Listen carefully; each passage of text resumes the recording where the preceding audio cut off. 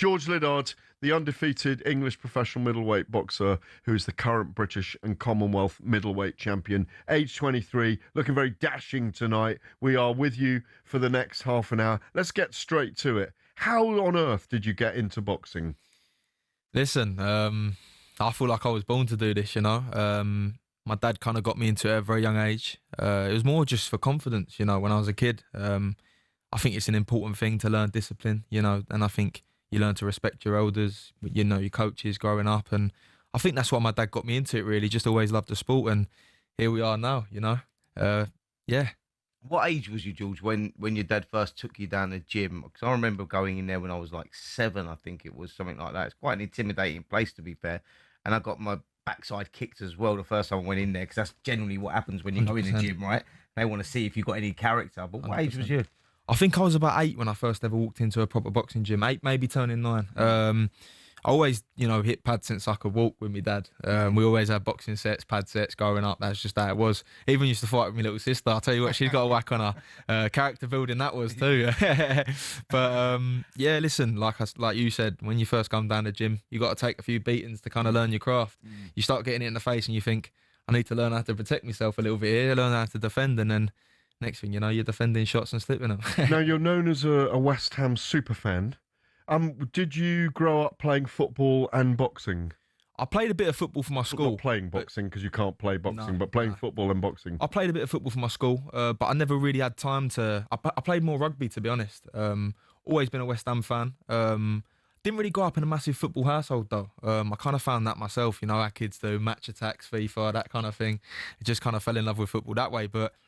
To be honest, like, it's only since obviously I've been old enough to kind of take myself over to West Ham. And a big thanks to obviously one of my sponsors, Terry Rendell, who takes me over there, you know, most weekends now, that I kind of fell in love with it more. You know, it's fun watching it on TV, but actually being there, being around the people, you know, it's a social event too, seeing everyone that you see week in, week out. And painful at the moment or not? Well, it could be the great comeback here, because we're on 3 back-to-back wins, you know. We beat Spurs last weekend away. Big win today, which I literally rushed straight from sparring this morning to get to. 3-1 today, Sunderland. 3-1 today against Sunderland, which I got there and it was 1-0. I couldn't believe me luck. I was, you know what I mean? But then, knowing West Ham fashion at the minute, you know, we go into the second half ahead and we end up losing. So, but, you know, we got the job done today. I was very happy. Let me ask about your rugby as well, because it's a sport I played and a sport I love, and Spencer would have been an amazing hooker in rugby, wouldn't he? Can you imagine? Can you imagine him in the middle of the pack? He's about rugby, mate. Rugby. I got my wires crossed a little bit then, you know what I mean? Easy. We're not in Billericay right now.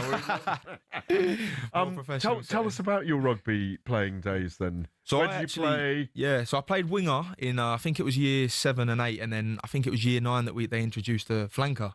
So I'd be on the edge of the scrum, and basically as soon as the scrum was over and someone had the ball, it was my job to run straight at them full pelt and try to take them out, because I weren't a big kid, but I was quite agile, I was sharp, and you know, you like the ruck.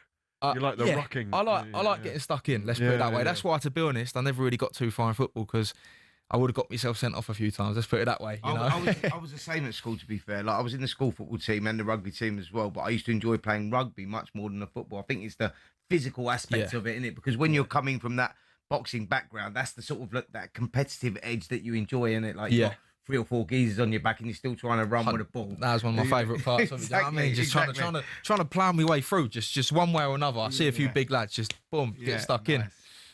So you progress, you get into boxing, you go to the gym, you found the respect levels that the sport gives you. Was it just fun first of all? Was it a hobby first of all? And at what point did you think, do you know what, this could be my professional life? Do you know what? Look, I've took it serious the whole time I was an amateur. You know, I never really missed a session. I was the first in, last out as much as I could. I always trained hard. Did I really enjoy it at times? If I'm being completely honest, I didn't always enjoy it. Really? Wow. Yeah, there was times when I was young that I feel like I wish I enjoyed it more. I put so much pressure on myself to perform, to impress my dad, that really it got like, at one point, you know, I didn't really want to do it. It was like, I loved winning, but hated losing. And like, I just felt like I was letting everyone down every time I lost. And, you know, it was more, I wish I enjoyed it more at times. You know, What was the changing point for that then? Where did you get over the hump, get over the wall with that then? I mean, I just stopped losing. I started winning. Yeah, I mean, do you know what it is, George, as well? I think that, because I went through that as well, you go through that stage when you hit about like 14, 15 and all your mates are going out and, you know, it's all about going to parties and drinking and, you know, meeting girls and all of that. 14, you feel like, 15. Yeah, that's what it is.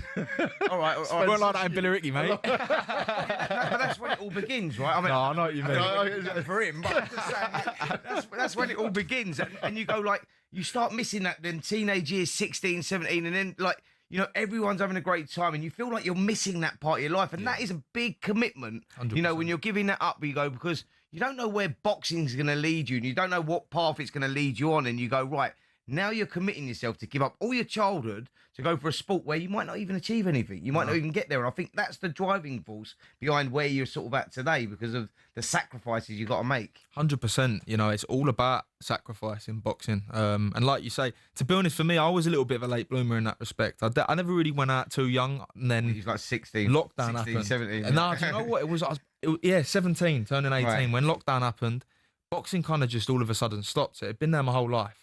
And then all of a sudden, amateur boxing just weren't really a thing. You know, I got picked for the European Championships, never got to go. And I'll be honest, it put me in a really, really dark place for a while because my whole identity, my whole life had been a boxer. And all of a sudden now it's like, well, I don't have that. So what am I? I almost had to find myself, do you know what I mean? And I found myself going down the wrong path for a bit, making some bad decisions. And then I found God and, you know, now I'm here, and that's I thank God for that. You know, we had Jimmy in Jimmy Signs, your stablemate, if you like, the matchroom. Can I call it the matchroom stable? Is yeah, it? The matchroom stable with Tony Sims. We'll come on to that in a minute. Boxing, Jimmy, we asked him last week because it's a similar thing. He got into it at an early age, and he said, "You guys are great pals," and he says he beats you up in sparring. You should have been listening last week. He said he beats you up in sparring. Okay, you have great spars anyway. You don't. You're great pals, and also, by the way, he was saying, I couldn't fight. I need him to move on so I can move up. Like there's a great respect level there that Spencer understands when you're like brothers in a gym. Very hard to really fight each other in a bona fide fight as opposed to sparring or training. We asked him last week, what were the things that you look back on now? He's still a very young man at 23. What are the things you look back on that really taught you, that are in your minds now for your life? Oh, it's a good one, really. For me, like, it's self-belief. I never had that growing up, you know. It weren't remarkably. Yeah, I never had self-belief, you know. I doubted myself, and I think to an element that's the reason I am where I am today, because I think there's a good element of doubt in yourself. I think you look at all the best fighters, I think everyone still doubts themselves to some degree because they think they can do that bit more, and I think that's what makes the great fighters great. When I get in the ring and I'm ready to fight, nowadays, there's just pure confidence by the time I'm in. But when I finish my camp, I'm walking to the ring. I do not believe there's a man alive that can beat me. Whoever gets in the ring in front of me is losing that night. But it wasn't always like that. And I wish that I kind of had that from younger, you know? We're going to carry that on into your career, and Spencer's going to get into that with you next. The youngest ever holder of the British and Commonwealth middleweight titles. He's 23. He's sporting a goatee and a Zorro-like moustache tonight as well. He's with us till the top of the hour. We were just talking, gents, about the self-belief, about the imposter syndrome you feel at times, and you've kind of alluded to that you've had to go through that during your career already. We saw a different you, to talk about your career now, in your last fight against Kieran Conway. You put it on him. We knew it was going to be a great fight, and you really produced. Did that just come out of you in that last fight, or is that a growth spurt for you? I think it was a real coming of age for me. You know, I felt different last fight week. I walked into it to be honest, in a fight where really I probably should have been my most nervous. I was my most confident. And it just felt like it was my time. I looked him in his eyes and I just looked and I thought, this is my time, you know. You know what? Every fighter goes through that, and they don't. You think you're on your own with that, you know, that self-doubt, that self-belief, or that lack of belief. in yourself. Do you know what I mean? When you're going through that moment, you think that's just you, but every single fighter does that, and it's the ones that can turn that negative into a positive that kick on and come through. 100%. And it is that coming of age fight. Now, we was there at your last fight when you got that opportunity against Kieran Conway, who's a tough kid and a tough guy to beat as well, and you dominated that fight. But what you done was you seized the moment. You went in there, and like you said, you go, I felt my most confident going in there because you took all that negative energy, all that doubt. When we're talking about the sacrifices you had to make, like giving up your childhood when all your mates are going out, going to football games and all that sort of stuff, and you're there in the gym and you're starting to not enjoy it, but then you've come through that moment. Now you get your opportunity as a professional as well. And that's the mark of a good champion, that, because you go, when you're walking into a ring with that confidence, you go, and the other kid's walking in there and he's feeling nervous. Nervous energy, like people can't work out what that is. No. When they're nervous, they think they're scared, but it's not. They're not scared. That's just adrenaline pumping through your body. And if you can turn that into a positive, that's how champions are made. And that's what you seem to have went through. It's excitement too. That's what I think. I've identified it now as it's not all nerves. Listen, I'd be lying if I said I didn't have any nerves on fight day. If I didn't have nerves, I shouldn't be boxing because I don't care. Mm-hmm. If anyone says I don't get nervous, they're lying. They're a psychopath. They need to be checked. Do you know what I mean? Because nerves is a good thing. Yeah, absolutely. It's excitement. It drives you. But it's how you channel that. That's the point, though. Like, because some of them, it can defeat them. Yeah. Right. So some of them kicked him on, and we saw that in your last performance there against Conway, because you come out there and you dominated. And you stopped him. Yeah. And you said you were going to stop him. That was the thing about it. And he is a beast as well, you know? I mean, I saw that as a 50-50. You won't agree with me, but no, I can see why people saw it. It was a step up. In my mind, it was never 13-0 now, 8 knockouts. Yeah. I mean, I haven't got any notes here. When are we going to see your butterflies in formation next time? I'm not 100% sure yet. Nothing's been confirmed. I'm hoping it's early this year. You know, I got itchy knuckles. I can't wait to get back out. I think why you was underdog there, mate, was because it was the proven versus the unproven. Yeah, you had the potential, but you don't know we don't know what George Liddard's going to be like when he gets into round 10, and it's hard because Conway's that kid, and he will stick in there, and he makes it hard for anyone. He's a big guy, he's strong, and he's experienced. We don't know if George Liddard's going to come to pieces. You don't really know that yourself because you're testing that yourself. When you're going into that, you go, when you've not been in that position in a ring, you go, like, I don't know really where I'm at with that, at that sort of level, because it was a stepping stone for you. You've never been at that level, and he's been there before. So that's a big win, that. Like, when you go through the layers of it all and where it's at, you actually got to take a lot of praise for that, because you go, he knows what that is, and you didn't. So let's start. Who do you want next? Where do you want to go? Is it someone chasing you, or are you chasing someone? Because I'm going to test you in a minute in the studio, because we're going to go through the whole of the middleweight division in the world, and I want some answers on it. Okay. And they're going to be tough questions. Where do you want to go at the moment? For me, I'm at a point where, listen, a lot of people, when they win the title, they become the hunted. I do not feel like that. I'm still young. I'm still hungry. I've still got massive aspirations in this sport. I'm still hunting people and chasing my own goals down. I will fight anyone, domestically, internationally. I will fight any man they put in front of me. But it's my team's job to make the right fights at the right time, and I understand that. That's the business behind it. But what you've done now, George, which you may not realise yet, but you're going to soon realise, is now you have a big target on your 100%. Because when you got the British and Commonwealth titles, mate, you are the hunted. Like you are, you know what I mean? You've been the hunter. Now you are the hunted, because people want them belts. You know, that stands for something. So let me ask you about being in that Tony Sims gym. Daniel Dubois there. I say Jimmy Sainz is there. I'm trying to think of the other. Conor Benn is there. It's a big resonant stable with a lot of big personalities and egos and characters. Some great characters as well. And I've known Tony probably 30. We've both known Tony 30 odd years. He's a fantastic headmaster. Knows the nuts and bolts of the game. Talk to us about what it's like for you being in that environment. What you enjoy about it. The stories about some of these people I mentioned.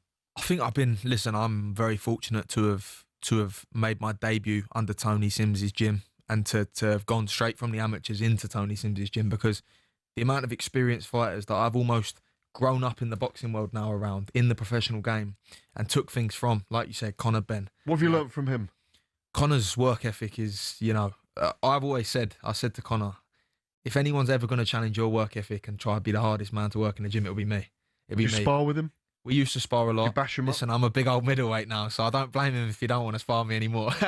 You know, I'm 23 and I'm a big old middleweight these days. So, and listen, Connor's going back down to work weight. He's got business to handle there, rightly so. And we have a good bit of back and forth, me and Con. He says he won't talk to me because I ain't in the top 10. But listen, I say to him, he's got a big money name on his head and he's in my division at the minute. So, what are the things that stay in your head, in your mind, that Tony Sims passes on to you? Because he's someone you listen to when he talks. He doesn't talk a lot, Tony, No. but when he talks, you listen. What are the things that stick with you? listen, Tony's guided me to a British and Commonwealth title in my 13th win at 23 years old. It's not that heard of in the middleweight division to do it so quick and to obviously do it so young. I'm the first and the youngest to hold those. Tony got me there. So I trust everything that every decision he makes for my career in terms of who I fight next. I wholeheartedly trust my team and Tony that's the right move for me. But Tony's just always kept me grounded, you know.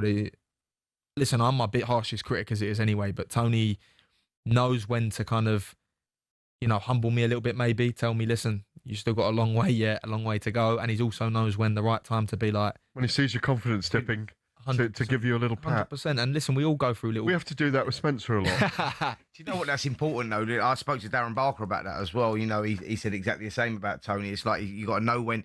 He's got to know when to rev you up and, you know, when to kick you up the backside. And he's also got to know when to give you a cuddle and know and all that. And Tony's very, very good at that. He's got that experience. He's been there, seen it, done it. And Darren said exactly the same as you there. And I think the importance of that is unbelievable because you're effectively putting your life in his hands every time you get in there. Because, 100%. you know, you're going to go in there and we know what it's like. It's military. You're a fighter and that's the way that you're trained. So you're going to go in there. And even if it's going wrong and it's getting hard, you need someone to say, no, listen, son, it's time to fight another day, or whether to push you on again. Tony's got that experience, and that's important. And that timing, you know, when to hold them, when to fold them, that Spencer's on about there, that timing thing, we're going to test you with right now. Okay.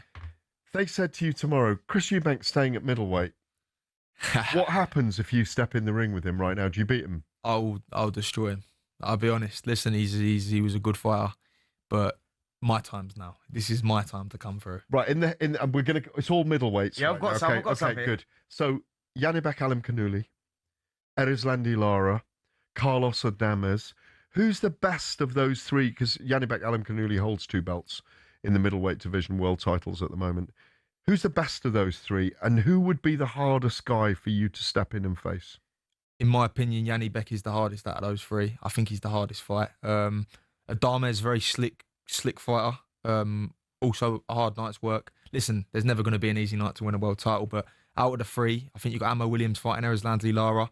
Lara's an incredible fighter, but is it the back end of his career now? Is he the same fighter he was when he fought Canelo, 10 years ago, whenever?